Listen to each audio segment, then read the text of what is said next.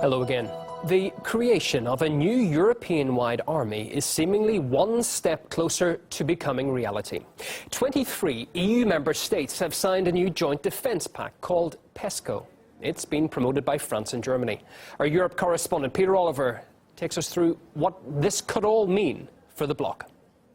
Permanent Security Cooperation, or PESCO, is essentially, in layman's terms, a military Schengen agreement. It would allow the free movement across borders, across national borders, of military hardware and personnel without them having to be stopped, to be checked. Its architects say it's been drawn up in response to the threats posed by terror organisations and by Russia. It is worth noting, though, that two of the big boys at the European table in France and Germany have very different ideas about how they see PESCO operating in reality. France, well, they say that they want it to be a much smaller force, a much more targeted force that fits with current French military operations that are underway. Whereas Germany, here in Berlin, they're saying it should be a more all-encompassing group, which its critics have said could make it less effective. Now, the whole idea behind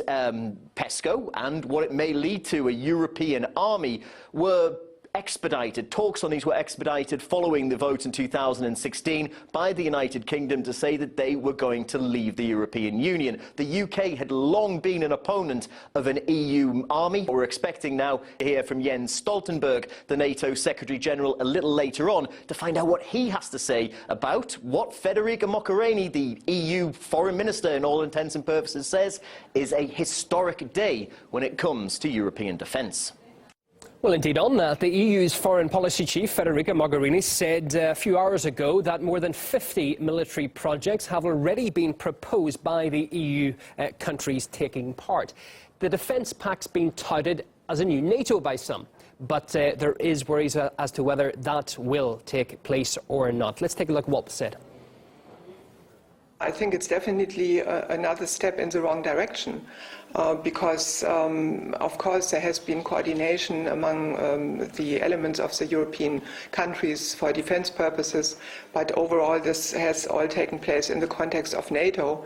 And there is no real difference because the policies which have been persuaded in this last period were very much confrontation against Russia, the NATO build-up. So I think it is to be seen in this context, and definitely it's not something which should be seen as some kind of separate or whatever or anti-NATO. I would not directly see it as aggressive move, but of course I see it quite critical. First of all, Germany with its history should not be more than a defensive military structure, and with this Germany suddenly is also having the possibility to do actively some military action. I think it will help to play always the card good cop and bad cop.